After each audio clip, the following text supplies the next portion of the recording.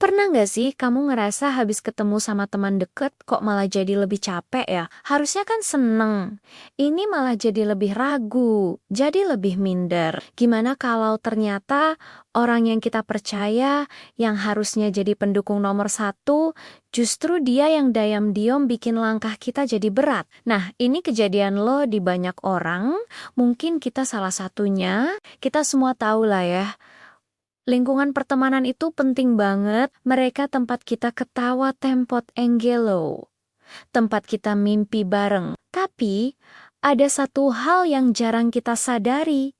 Bisa jadi, teman terdekat kita itu justru yang jadi penghambat terbesar. Mereka bukan musuh, bukan. Tapi, pengaruh negatifnya itu kayak racun pelan-pelan, ngerusak potensi kita, tanpa kita sadar. Hari ini, ayo kita latihan buat kenali tanda-tandanya. Dan kenapa kadang melepaskan mereka itu jadi pilihan terbaik buat kita ke depan. Tanda pertama, ini yang paling gampang kelihatan.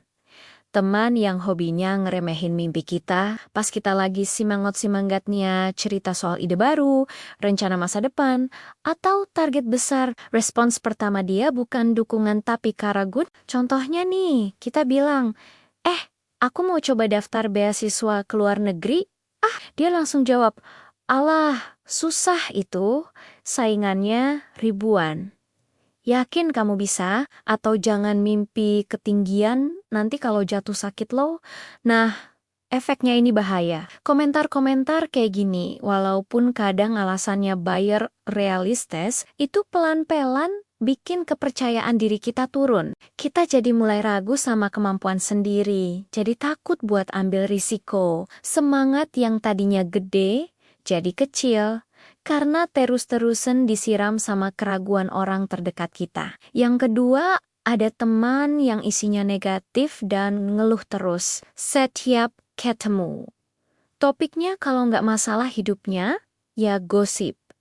Atau pandangan pesimis soal banyak hal. Dia ini menjadikan kita kayak tong sampah emosionalnya dia. Habis ketemu dia, bukannya kita jadi semangat, malah jadi capek pikiran, capek batin, energi yang harusnya bisa kita pakai buat kerja, buat belajar, habis cuman buat dengerin keluh kesah dia yang gak ada ujungnya. Pertemanan yang sehat itu kan harusnya saling ngasih energi, bukan malah nyedot energi kita sampai kering. Nah, ini tipe yang agak sulit dideteksi. Di depan kita, dia mungkin senyum, ngucapin selamat, tapi di baliknya ada rasa iri, ada rasa nggak suka kalau kita lebih maju. Coba deh, perhatiin baik-baik. Pas kita bagi kabar baik, dia beneran ikut seneng atau malah buru-buru ganti topik ke pencapaian dia. Atau mungkin dia ngecilin kesuksesan kita. Oh, kamu dapat promosi. Wah, aku juga bentar lagi kayaknya. Bos udah kasih sinyal-sinyal sikap kayak gini, bikin suasana jadi kompetisi yang nggak sehat. Kita jadi nggak nyaman, mau cerita keberhasilan. Takut dia merasa tersaingi. Padahal, teman sejati itu ya, yang tulus ikut ngerayain kemenangan kita. Si Oliola itu kemenangan dia juga. Tanda keempat, teman yang bikin kita ngerasa bersalah.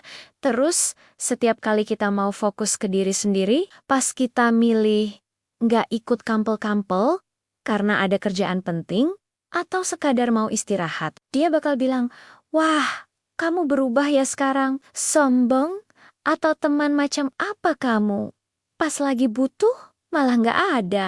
Ini cara halus buat memanipulasi. Dia bikin kita ngerasa kalau mementingkan tujuan dan diri sendiri itu salah, itu egois. Akhirnya, kita jadi terjebak terus-terusan ngorbanin kebutuhan kita demi jaga perasaan dia. Apalagi kalau ini terjadi terus-terusan, ya kita yang rugi. Pertumbuhan kita jadi berhenti. Nah, kalau kita mengenali tanda-tanda ini di teman kita, mungkin kita bertanya, terus aku harus gimana? Jawabannya, meskipun ini berat, kita harus berani ambil jarak. Meninggalkan teman yang negatif itu bukan pengkhianatan, tapi itu cara kita menyelamatkan diri sendiri. Ini soal melindungi kesehatan mental dan pikiran kita. Ini soal menciptakan ruang, biar kita bisa tumbuh tanpa ada yang nahan-nahan. Mungkin nanti ada rasa bersalah atau takut kesepian. Itu wajar, tapi kita harus ingat, energi, waktu, dan kebahagiaan kita itu jauh lebih berharga. Dengan melepaskan mereka, kita justru membuka pintu buat orang-orang baru yang lebih positif masuk ke hidup kita. Pada akhirnya, ada yang bilang kita adalah cerminan dari 5 orang terdekat kita. Kalau lingkaran kita isinya orang yang suka ngeremehin nguras energi dan diam-diam iri, ya bakalan sulit buat kita sampai ke potensi terbaik kita. Berani bilang cukup untuk pertemanan yang gak sehat itu bentuk penghargaan tertinggi buat diri kita sendiri. Itu langkah pertama buat membangun masa depan di mana kita dikelilingi sama dukungan yang tulus dan energi yang positif. Nanti kita bakal ngerasa lebih tenang, lebih produktif, dan percaya diri kita bakal tumbuh lagi. Sekarang giliran teman-teman. Ada yang punya pengalaman dengan teman seperti ini? Coba bagikan ceritanya di kolom komentar di bawah. Pengalaman kalian bisa jadi kekuatan buat orang lain yang mungkin lagi di posisi yang sama. Jangan lupa subscribe biar kita bisa belajar bareng lagi di lain waktu. Ingat, kita pantas dapat lingkungan yang bikin kita berkembang. Sampai